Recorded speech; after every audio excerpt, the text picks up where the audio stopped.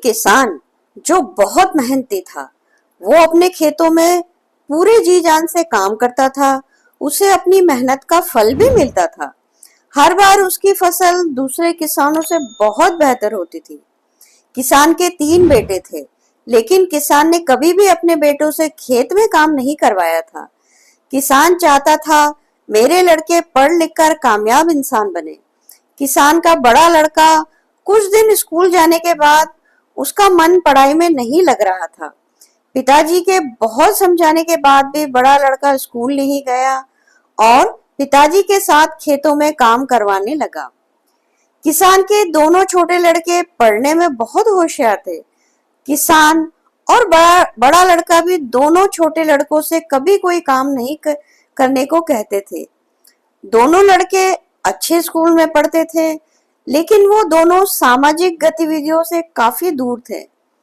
उन्हें सिर्फ अपनी पढ़ाई से ही मतलब रहता था, बाकी सब कुछ उनके लिए बेकार था। समय बीतता गया, दोनों छोटे लड़के पढ़ लिख कर अच्छी नौकरी करने लगे। दोनों अलग अलग शहरों में नौकरी करते थे। वे दोनों अपने पिताजी के पास कई महीनों के बाद आते थे। किसान अपने दोनों लड़कों को बहुत याद करता था, लेकिन कोई सा भी लड़का अपने पिता को देखने के लिए नहीं आते थे। किसान अपने दोनों छोटे लड़कों की याद में दिन प्रतिदिन बहुत कमजोर होता जा रहा था। उधर दोनों छोटे लड़कों ने अपने लिए शहर में ही अलग अलग मकान भी ले लिया था और अपनी मर्जी से अपने पिताजी को बताए बिना शादी भी कर ली थी। अब वे दोनों अपने पिताजी के पास जाते नहीं थे। उन्हें गांव में जाना पसंद नहीं था। वे दोनों भूल चुके थे कि गांव में ही खेल कूद कर बड़े हुए थे। किसान का बड़ा लड़का अपने पिताजी की बहुत सेवा करता था। वह पढ़ा लिखा नहीं था, लेकिन अपने कर्तव्यों को बखूबी जानता था। उसने अपने भाई के लिए कभी कोई गलत बात नहीं कही। कुछ दिनों बाद किसान की मृत्यु हो जाती है, लेकिन मृत्यु से पहले वह अपने पुत्रों के लिए एक वसीयत के नाम पर 3 पत्र छोड़कर जाता है और कहा था कि ये तीनों पत्र लड़कों को एक साथ दिए जाएं।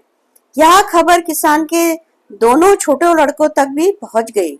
अब दोनों लड़के अपने पिता की संपत्ति के लिए गांव में आ जाते हैं और अपने पत्र लेने की मांग करते हैं, और उनके पत्र भी उनके बड़े भाई के पास सुरक्षित रखे थे।